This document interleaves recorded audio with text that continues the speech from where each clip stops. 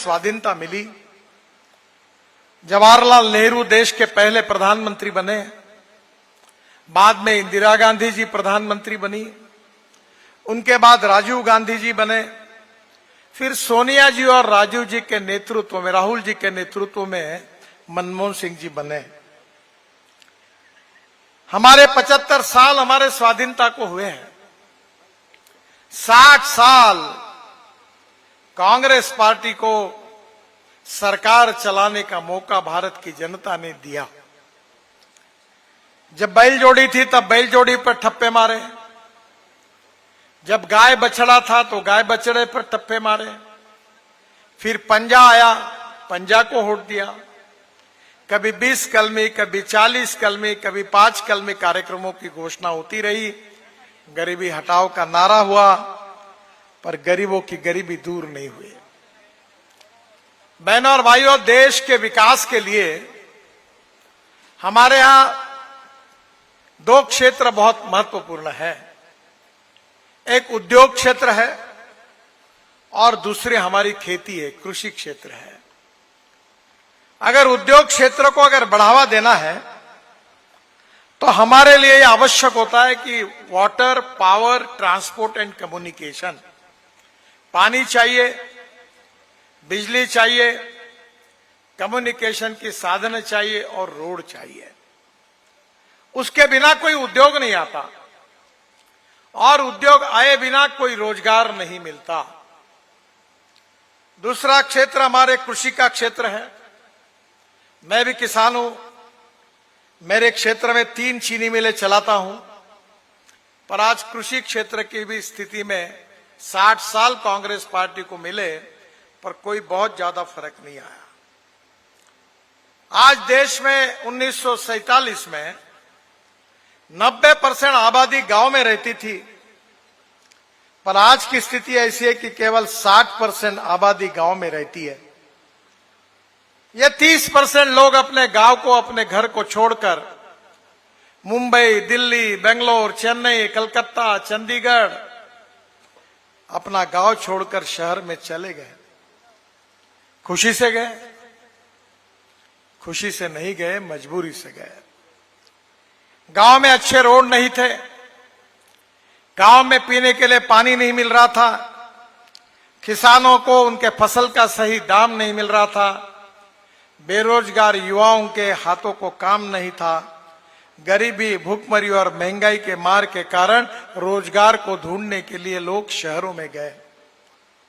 यह कांग्रेस पार्टी के गलत नीतियों का परिणाम था और इसीलिए हमारी सरकार ने यह निर्णय किया कि देश का विकास अगर करना है तो उद्योगों को बढ़ाना होगा और उद्योग अगर बढ़ाने होंगे तो उसके लिए पानी, बिजली, रोड, कम्युनिकेशन के साधनों का निर्माण करना होगा। हिमाचल प्रदेश की हालत तो बहुत ही खराब थी, रोड ही नहीं थे। वैसे आपका क्षेत्र तो प्लेन है, पर बाकी पहाड़ी क्षेत्र में रोड बनाना बहुत कठिन है। आजू बाजू में लोगों के घर है, प्रॉपर्टी एक्वायर करनी पड़ती है, जिसका अनुभव मैं 10 साल से ले रहा हूं कितनी कठिनाइयां होती है। पर मैंने रोड बनाने के लिए नई योजनाएं बनाई। जैसे हमने राष्ट्रीय महामार्ग की योजना बनाई, तो मुझे याद आता है कि 95-2000 में मैं महाराष्ट्र में, मुंबई में मंत्री था। मुंबई में मैंने 55 उड्डान पुल बनाए और आप जो टीवी पर देखते समुद्र में वर्ली बांद्रा सी लिंक प्रोजेक्ट, वो भी बनाने का सौभाग्य मुझे मिला। मुंबई पुणे एक्सप्रेस हाईवे बनाने का मौका मिला।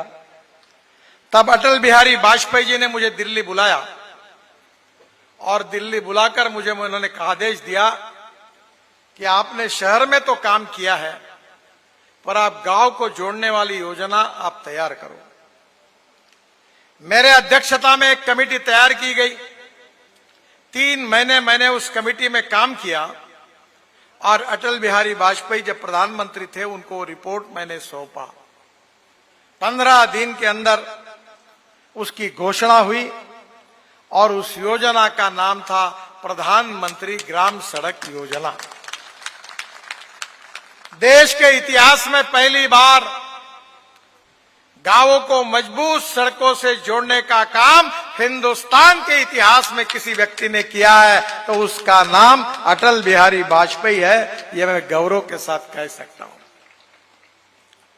6.5 लाख गांवों में से 4.5 लाख गांवों में मजबूत रास्ते बने। बहनों और भाइयों, हिमाचल प्रदेश में सबसे इंपॉर्टेंट क्षेत्र क्या है? सबसे इंपॉर्टेंट है पर्यटन। हिमाचल प्रदेश के लोगों का रोजगार जो मिलता है वो पर्यटन करने के लिए जो लोग आते हैं उनके कारण मिलता है। यहां रेलवे आ नहीं सकती, पहाड़ थे, और इसलिए स्वाभाविक रूप से रोड के ऊपर सब लोग डिपेंड होते थे। पहली बार हमने हिमाचल प्रदेश में अनेक रोड बनाए जिसका उल्लेख मैं करूंगा नहीं। 900 करोड़ का अभी जो लठियानी मंदली पुल की बात हुई, ये एक ही पुल 900 करोड़ का है जो भारत सरकार की ओर से मंजूर हुआ है, और ये चुनाव समाप्त होने के बाद उसका काम शुरू हो जाएगा, ये भी विश्वास मैं आपको देता हूं। एक एक रोड, एक एक ब्रिज बनने से 2-2, 3-3 घंटे का फर्क पड़ता है, और इसलिए बहनों और भाइयों बड़े प्रमाण पर टूरिस्ट आ रहे हैं। हम एक ऐसे नए नए रोड बना रहे, हिमाचल प्रदेश में टनल बना रहे, 20,000 करोड़ की टनल बना रहे हैं। आपको पता होगा कि मनाली से रोहतांग पास जाने के लिए 3.5 घंटे लगते थे। अभी अटल टनल बनी है, हम केवल 8 मिनट में चले जाते हैं। वहां से निकलने के बाद लद्दाख लेह तक हम 8 टनल बना रहे हैं।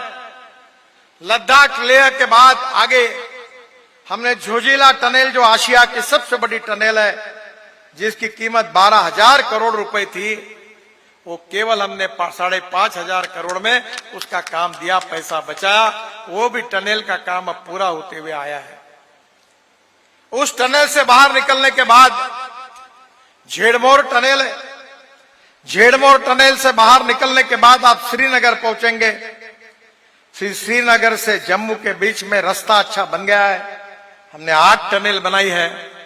और कटरा के नजदीक से दिल्ली कटरा एक्सप्रेस हाईवे को आप जुड़ जाएंगे तो कटरा से 6 घंटे में अमृतसर से दिल्ली तक आप पहुंच जाएंगे। दिल्ली आने के बाद दिल्ली से मुंबई 1 लाख करोड़ रुपए का हाईवे लगभग पूरा होते हुए आया है, जो दिल्ली से मुंबई केवल 12 घंटे में सफर पूरी करेगा। और वहीं से सूरत तक आप आएंगे तो सूरत में हमने नया ग्रीन हाईवे बनाया है। सूरत से नासिक, नासिक से अहमदनगर, अहमदनगर से सोलापुर, सोलापुर से करनूल, और करनूल से हैदराबाद, चेन्नई, बेंगलोर, कन्याकुमारी, कोचीन, त्रिवेंद्रम, पूरे साउथ इंडिया को जोड़ दिया है। कश्मीर से कन्याकुमारी तक, मनाली से लेकर कन्याकुमारी तक पूरा हाईवे बन गया है।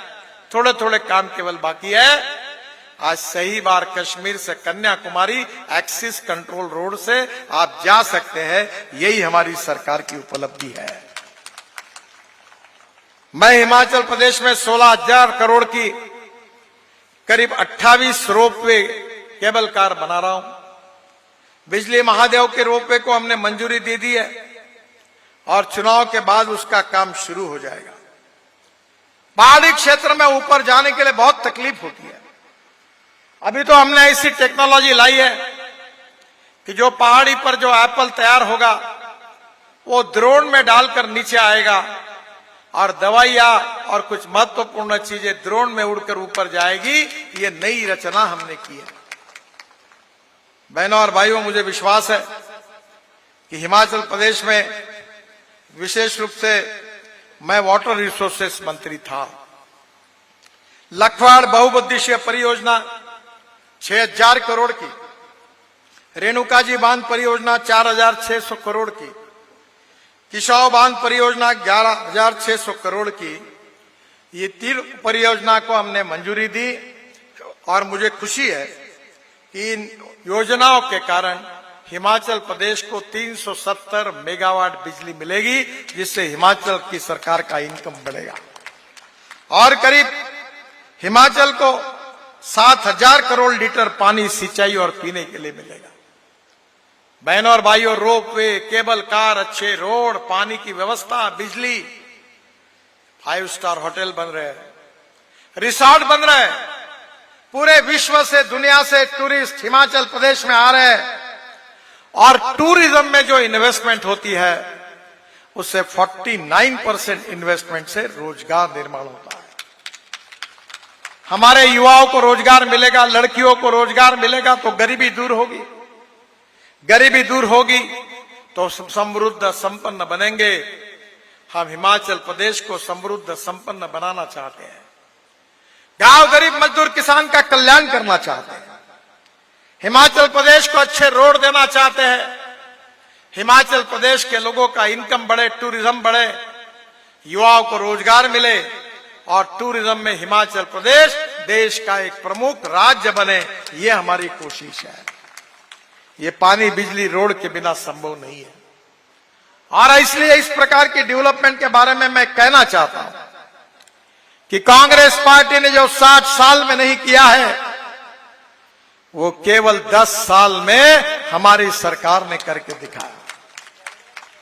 मैं आपको बताना चाहता हूं कि आजकल बड़े बड़े परिवारों में जब मुंबई और दिल्ली में शादी होती है तो जो एप्पल फ्रूट्स रखे हुए रहते हैं वो विदेशों से आते हैं। हमारे कृषि विभाग ने नई नर्सरी खोली है, सीड और प्लांट में संशोधन करके नए नए क्वालिटी ला रहे हैं ताकि हमारा एप्पल विश्व में एक्सपोर्ट हो, हमारे किसानों को अच्छे भाव मिले, एग्रीकल्चर प्रोसेसिंग इंडस्ट्री शुरू हो जाए। मैं जब एमएसएमई का मंत्री था तो हिमाचल में मशरूम तैयार करने का काम जोरों में हुआ, अनेक लोगों को रोजगार मिला। यहाँ के परिस्थिति का अध्ययन करते हुए मशरूम से यहाँ एक्सपोर्ट शुरू हो गया। मुझे विश्वास है कि हिमाचल प्रदेश में अच्छे अच्छे एजुकेशनल इंस्टीट्यूशंस हैं। पढ़ाई के लिए लड़के हमारे देश के बाहर से, दुनिया के कोने कोने से आते हैं। शैक्षणिक क्षेत्र हो, सामाजिक क्षेत्र हो, कृषि क्षेत्र हो, सेवा का क्षेत्र हो, हर क्षेत्र में विकास कैसे हो, यही हमारी सबसे बड़ा उद्देश्य होता है। हमारे पंडित दीनदयाल उपाध्याय जी ने अपने सामाजिक आर्थिक चिंतन को अंत्योदय के रूप में बताया है कि समाज के जो शोषित है, पीड़ित है, दलित है, जिनके पास रहने के लिए मकान नहीं है, खाने के लिए रोटी नहीं है, शरीर पर कपड़ा नहीं है, उस दरिद्र नारायण को भगवान मानकर हम उसकी निरंतर सेवा करते रहेंगे। और जिस दिन इस गरीब व्यक्ति को रोटी, कपड़ा और मकान मिलेगा, उसी दिन हमारा कार्य पूरा होगा, ऐसा हम समझेंगे। बहनों और भाइयों, हमने इलेक्ट्रिक की कार लाई, मैं मंत्री हूं ट्रांसपोर्ट का, इलेक्ट्रिक स्कूटर लाई, इलेक्ट्रिक की बस लाई। जहां 100 रुपए का डीजल लगता था वहां 3 और 4 रुपए की बिजली लगती है। हमारा किसान केवल अन्नदाता नहीं रहा, हमारा किसान ऊर्जादाता बना, जो बिजली तैयार कर रहा है। ये जो पराली है पंजाब हरियाणा के जलाते थे, उससे हमने सीएनजी गैस बनाया। हमारा किसान अन्नदाता से ऊर्जादाता बना, ऊर्जादाता से पेट्रोल डीजल का हम 16 लाख करोड़ का इंपोर्ट करते हैं। अब हमारे देश में हमारा किसान देश के लिए लगने वाला फ्यूल तैयार करेगा। मेरे पास दिल्ली में गाड़ी है जो कि किसानों के चावल से, मक्के से बने हुए इथेनॉल पर चलती है, जिससे किसानों को भाव मिल रहा है। बहनों और भाइयों, किसान ईंधन बना रहा है। 10 साल के बाद यह स्थिति आएगी कि हमारा फॉसिल फ्यूल का, पेट्रोल डीजल का इंपोर्ट बंद होगा और हमारा किसान देश के लिए पेट्रोल डीजल का पर्याय इथेनॉल तैयार करके देगा। गांव समृद्ध संपन्न हो गए, युवाओं को रोजगार मिलेगा। मेरे पास हाइड्रोजन पे चलने वाली गाड़ी है, पानी से हाइड्रोजन निकलता है और वो गाड़ी अब हम ला रहे हैं और किसान हमारा हाइड्रोजन तैयार करेगा। पेट्रोल डीजल के बजाय हाइड्रोजन पर हमारी मशीनरी चलेगी। हमारा किसान अन्नदाता से ऊर्जा दाता, ऊर्जा दाता से ईंधन दाता और ईंधन दाता से अब हाइड्रोजन दाता बनेगा।